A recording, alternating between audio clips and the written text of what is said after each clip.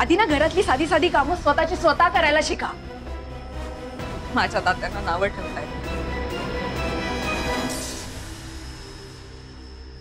खबरदार यापुढे माझ्या तात्यांना किंवा माझ्या आईला जर कोणी काही चुकीचं बोललं तर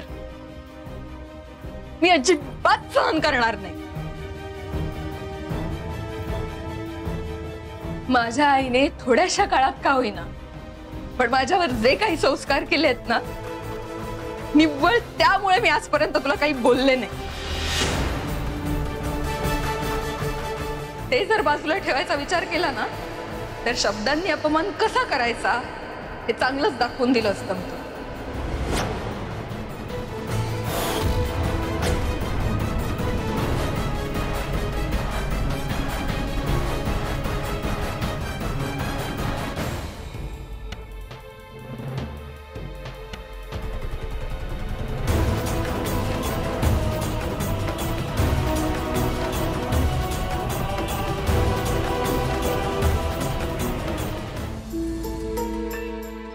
तात्या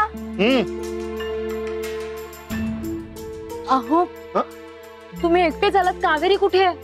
म्हणजे घरात नाहीये?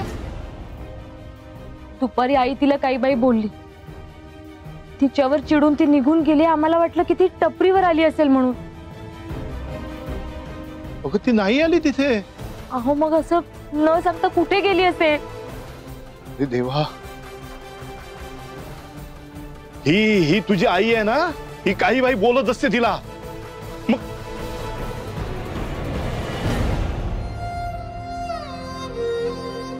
आता कुठे शोधायचं हिला? मी आलो तिला बघून. तात्या मी पण येते तुमच्या सोबत. नाही तू घरीच थांब, मी येतो बघून. आलो की मी.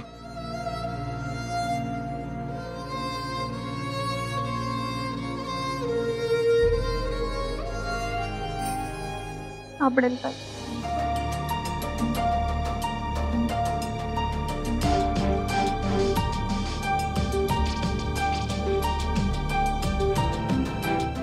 पक्या.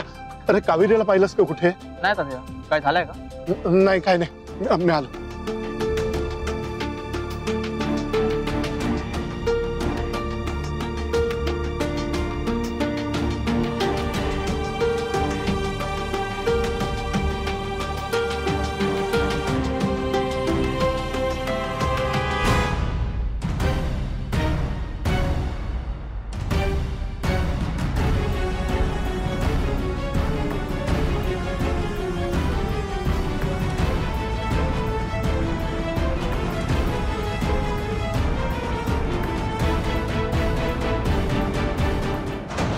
काकी असं का करतेस तू? तुझ्यावर एकदा नाही दोनदा हल्ला झालाय आणि तू इतकं लाईटली कसं काय घेऊ शकतेस हे सगळं?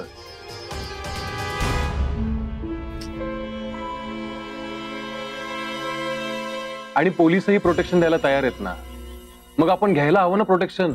मला नकोय पोलीस प्रोटेक्शन. जे व्हायचं ते होईल.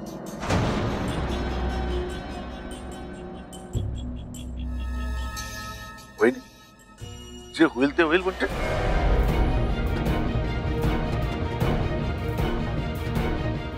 सगळं ठीकच होणार आहे. हे बघा, सगळ्यांच्या मनात आहे ना तेच होईल.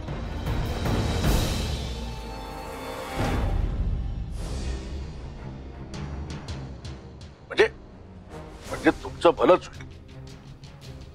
तुम्ही मात्र आदित्य जे सांगतोय ना ते ऐका. होईल नाही, मी म्हटलं ना मला नकोय. काकी तू माझं अजिबातच ऐकणार नाहीयेस का? हे बघ काकी, तू जर का असंच वागत राहिलीस ना तर मला नाईलाजाने हे सगळं प्रकरण राजच्या कानावर घालावं लागेल.